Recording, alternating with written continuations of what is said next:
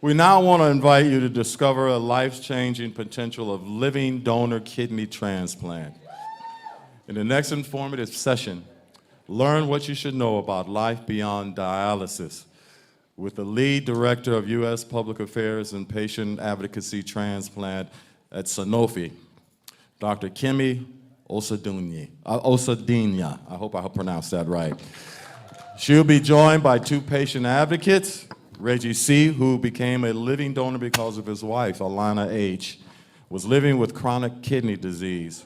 Because of two kidney diseases, Alana had to have 2 kidney transplants.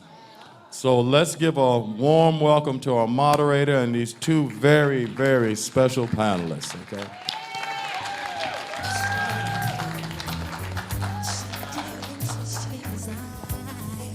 Thank you. Good morning, everyone. How's everyone doing? I would ask if you're awake, but we heard you all working out in the green room, so we know you're good and ready to go. So good morning. My name is Kemi Oshindina, and I'm the director of U.S. Patient Advocacy Transplant at Sanofi. I'm so excited to be here with you all today with our wonderful kidney transplant connectors, Reggie and Alana, who I'll introduce in a little bit. And we're here to talk to you about our topic, as he said, living life beyond dialysis. What you should know about living donor kidney transplants.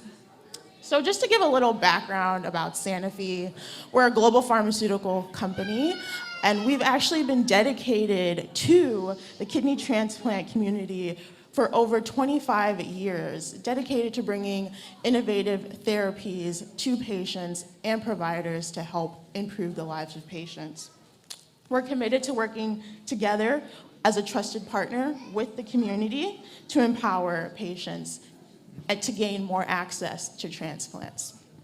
Sanofi is also proud to support initiatives that help address disparities in kidney transplants.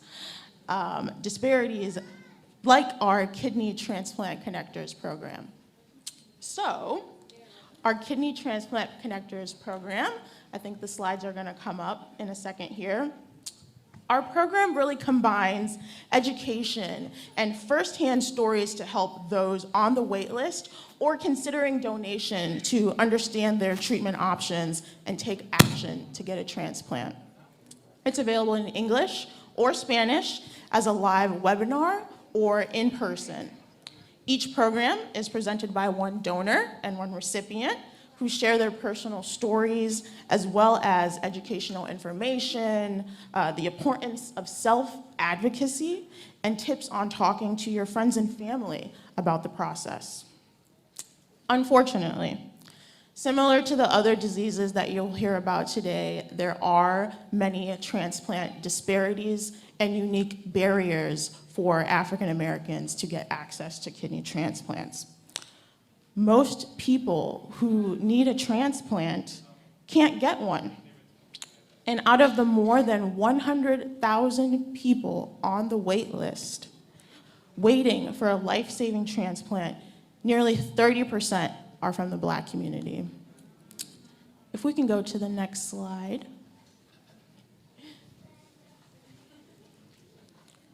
So why is that?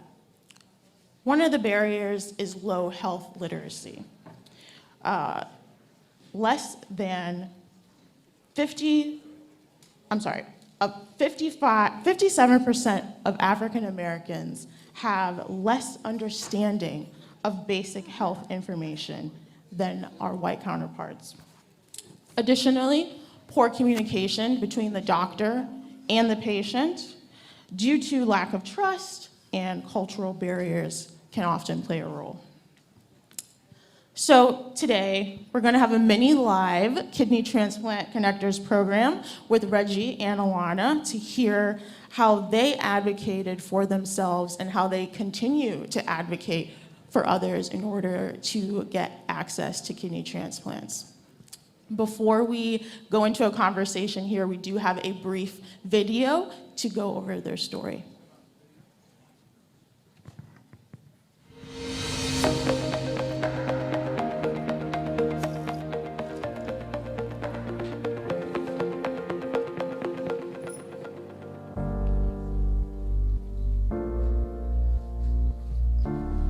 2020, Black recipients were roughly 6 times less likely to receive a living donor kidney transplant. And Hispanic recipients were roughly 4 times less likely to receive a living donor kidney transplant. Seeing so many people on the wait list made me a fierce advocate for myself. I learned that it was up to me to shorten my wait time by educating myself and being on more than one wait list. I knew that I would have to educate myself as well as my community. We've pretty much put boots to the ground. We've gone out in the communities, passed out information, asked questions, and pointed people in the right direction. What I love about advocating is just getting the message out and seeing people's reaction to getting information that they didn't have previously. I learned of my chronic kidney disease when I was 13 years old. During my first transplant, I was lucky enough to have a living donor willing to donate to me. When I had my first transplant, I thought I was healed. Although I know a transplant is a treatment and not a cure, I thought it would be a one-time deal for me. 10 years after my first transplant, when I was 32 years old, I learned that I would need a second kidney transplant.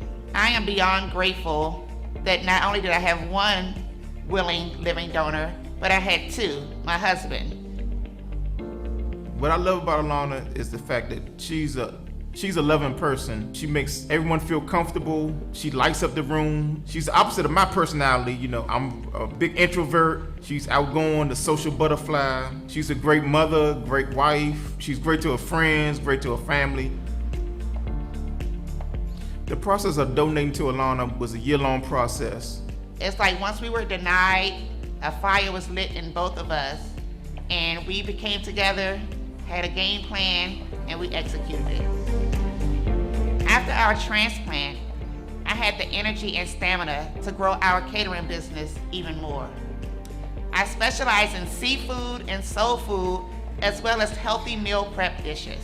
I've served the mayor of Washington, D.C. I've served people at the Department of Commerce. I've done pop-up events. I've done private events. Owning our own business is both rewarding and challenging. I have to do everything. I'm my own boss, but I get to do what I love to do every day. And me, I just do whatever the boss tells me to do. That's reality. No fiction there. Both Reggie and I are proud of the nonprofit that we started to serve healthy meals to dialysis patients and persons living with chronic kidney disease in disadvantaged neighborhoods. You are more than just a number. If you're on the transplant wait list, please educate and advocate for yourself. You could possibly shorten your time on the wait list. And if you're considering donating, please get the facts. You never know. You could be changing someone's life for the better.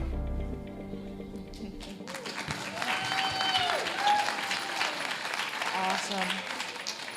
I love that video. I've watched it a couple times, but it gets better every time. So thank you so much, Reggie and Alana, again, for being here today and sharing your powerful story. Alana, I'll start with you. Can you share the significance of a living donor kidney transplant, especially for Black patients, and why you decided to pursue that as an option? Sure. Well, thank you so much for that great introduction, Kimmy. I certainly appreciate you. And thank you so much for you guys showing up today. It is 25% less likely that Blacks will be added to the kidney transplant wait list. And that means more time on dialysis. And we've learned that more time on dialysis can affect the success of your transplant, and we don't want that. So it is very important to advocate for ourselves, especially in the healthcare system, as we know that we don't always get treated fairly in the healthcare, and we must use our voice. It is on us to make sure we get the healthcare that we deserve and that we feel we should get. And so that could mean possibly switching a doctor. That could mean getting second or third opinions. Whatever it takes to make sure you're being cared for the way that you feel like you should in your healthcare. And that's one of the things that I like to push is self-advocacy, because I push that so much to make sure I can shorten my wait time on dialysis.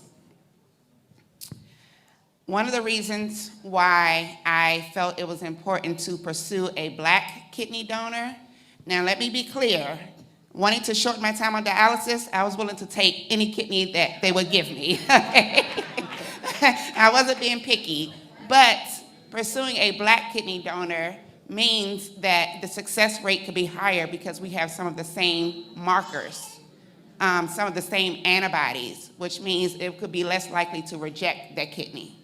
Our body will recognize a Black kidney.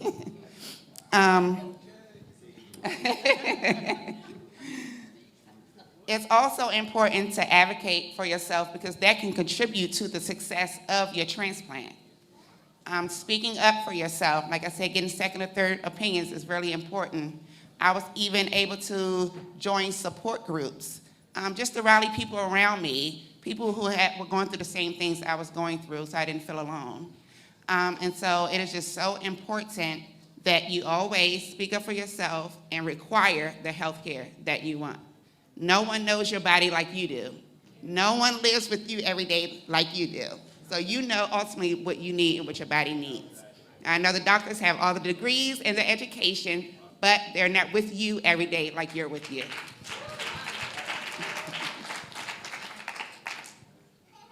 So to shorten your wait time, one of the things I did was actively pursuing a kidney donor.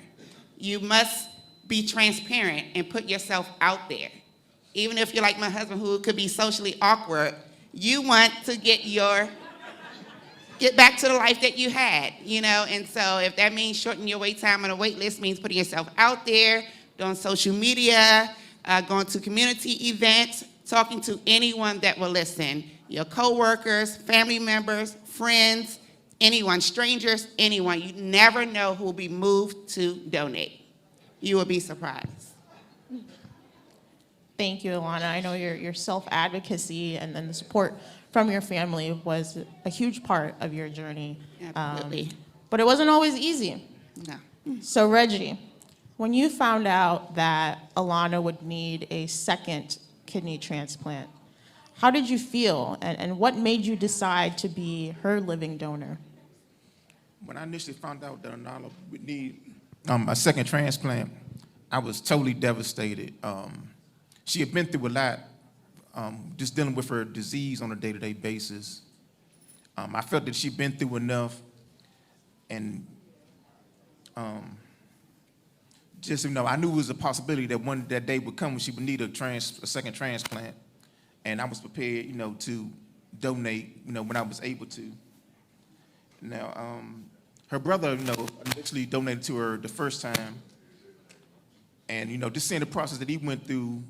When he went through the process, just gave me the education and what to expect when it was my turn.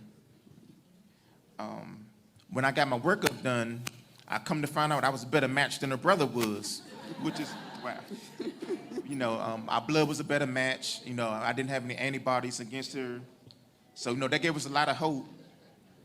But, as in life, life is a roller coaster ride with ups and downs. So was our transplant process. It came with ups and downs. So when I went through my initial workup, I had a chest x-ray, the angiograms, the blood pressure checks, and blood and urine tests. And all my tests came back good, except for my angiogram when I found out that I suffered from kidney stones. And I was denied to be a donor. And that once that happened, I was totally deflated. So, I boo-hooed for a while. Then I said, well, we got to figure this out. So we got back on the horse and got some second and third opinions, which led me to finding a urologist. Now, I didn't know what a urologist was at the time, so I was getting education as we went along. So a urologist, he's a kidney stone, specialist.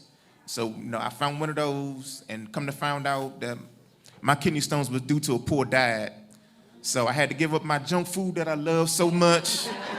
It required me to start eating salads and drinking more water with lemon and exercising, all that type of buffoonery. But, I got through all of it. It was well worth it. So, I attempted to do some home remedies, like I said, lemon water, doing headstands, just to get the stones to pass, but they wouldn't. So we had to find a quicker solution. I suggested that, I said, was it possible for me to get them surgically removed? And my urologist said, it's possible to do it that way. So I had my stones removed surgically. Now my first operation, it went smooth. But when they went to go check again, come to find out, they didn't get all the stones. So I had to go through a second procedure. Yeah, it wasn't fun at all. That's why I said, wow, y'all didn't get all of them. My goodness.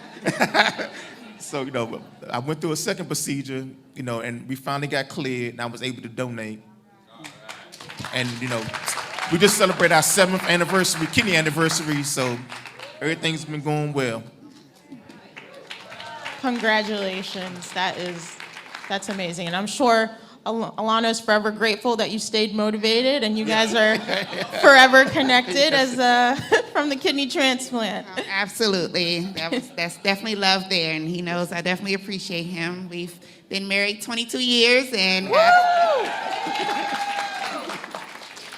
we just celebrated our 7th kidney transplant, kidney-versary as we call it, September 26th. Awesome. Awesome. Thank you. So Alana, tell us a little bit more. Share how has life been after your transplants, and what do you want patients that are currently on dialysis or still on that wait list to know? Well, life after transplant was about living life on my terms. Some of you may know how restrictive life can be on dialysis. And so once I was able to get my transplant, I was able to move the way I like to move, travel, get back to my catering business. One of the deals I made with my husband with the kidney transplant, we would have another baby. So our kids are 16 years apart, but our daughter will be 5 this month. And so we had a healthy baby girl. Mommy is healthy after my 2nd kidney transplant. So living life on your terms is possible. Thank you. Awesome. One last question before we open it to the audience for Q&A. We want you to ask any questions you might have here. For those that are still hesitant about getting evaluated for a transplant or asking their family members to consider being their living donor, we know this is a sensitive topic. What advice do you have for them about where to find more support and resources? Well, actually, it starts in your house. Your family. Your family will step up to the plate. If you let them know what you're going through. Like Alana, just to piggyback off what she said. Your friends, your church. There's plenty of different options. To find support, as far as finding a potential donor for you. I would say find out how to register to become a donor. You don't have to wait for someone in your family to be ill or need a transplant to register or learn about the donation process. There are people called altruistic donors. Some people just want to give their 2nd kidney because you can live with one healthily, just fine. And so just getting that workup and that test will help. Just having more African Americans do that, that's what we really need. To get tested to become a donor, find out, ask your doctor, how do you register? What information you need to get started, so that if the time does come where you may need to be considered to be a donor, you started the process and you know how to navigate that. Thank you. Yeah, and I would just add, there are a lot of patient advocacy organizations as well that you can find resources. The National Kidney Foundation, Donate Life America, and they all have resources to learn more about the kidney transplant process and how to talk to your doctor about that to see if it's right for you. All right, so I think now we can open it up for audience questions, whether it's a question or comment, you want to share your own transplant story. Sure, I don't know, will there be a mic? Okay. They're bringing the mic to you. First of all, thank you for sharing what an amazing story. That really is true love, and we wish you continued blessings in your family. I have two questions for you, brief. Number one, what is the age range of a donor? So I know there's probably some age cap in terms of when somebody can donate a kidney. That's question number one. I don't know what the cutoff age is, but you can start as early as 18 when you're an adult, but you can't, like if your parent or someone in your household needs it, you can't live in the same home. You have to be independent on your own, so they don't feel like you were being persuaded to do it. Okay. This is a choice you have to make on your own. Well, let's ask the doctor. Is there an age cap like 60, 70, 80 years old in terms of donating your kidney? Yeah, I don't know off the top of my head either, but I would say talking to your doctor, making sure you're getting that full evaluation. It can vary. You might have to address other underlying issues like Reggie did first. So I think those are all factors that you would have to discuss specifically with your doctor. I'm not sure if there's a specific age limit, but it depends on how healthy you are, your kidneys, et cetera. So Kimmy, hi, Veronica from Santa Fe. Yes, there is an upper age limit. Every transplant center has a different age limit. Generally speaking, there is an age limit. So what we say is, every patient is different, every potential donor is different, and requires a visit to their healthcare physician. Thank you. And then the second part of the question is, for someone who might be considering donating a kidney, assuming they're a very healthy person, what could a donor expect in terms of recuperation after having that surgery? Thank you. Well, that'd be me. As far as recuperation, initially just mild soreness. I took pain medicine the day after surgery, but after that, I just weaned myself off of it. It took me you feel fatigued for about a week, for me, and after that, I pretty much started feeling normal, about a week or two. Yeah. I think that's why some people are hesitant. Yeah. Yeah, as far as, I understand people, you work and, you can't be gone from your job. You can't tell your boss, I'm going to be gone for about 6 months, I'm going to get this. But, for me, I was out 4 weeks before I went back to work. But he went home from the hospital, I think, the next day, Second right? day, yeah, I went home the second day. 48 hours later. Yeah. We have time for one more question.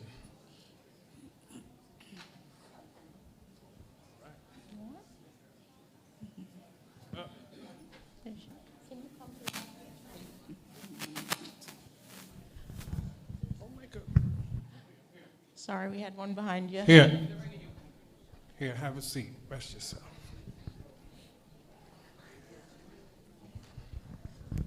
Okay, I have end-stage renal failure, and I heard in the video that you guys cater, and you specifically, my issue is the diet. Figuring out what I can eat and what I can't, especially with the phosphorus, because it's in everything. Yes. So I was wondering, do you guys ship to California? Yeah, so after this, if anyone else has questions, we'll be over here at this booth. So our Fantastic. time is at the end here, but we'll be happy to ask questions. And if you come over there and talk to us, I can give you some information on that. Perfect, thank you. Great. Thank you so much. Thank you. Yes, as Alana mentioned, we'll be at our Santa Fe Kidney Transplant Connectors booth for those in person, right over there with the green sign. So happy to talk to you, hear more about your story, or answer any other additional questions. Thank you so much again, Reggie and Alana, for joining us Thank you. here Yeah. today. Thank you, everybody. Thank you. And thank you to Black Health Matters. Enjoy the rest of the program.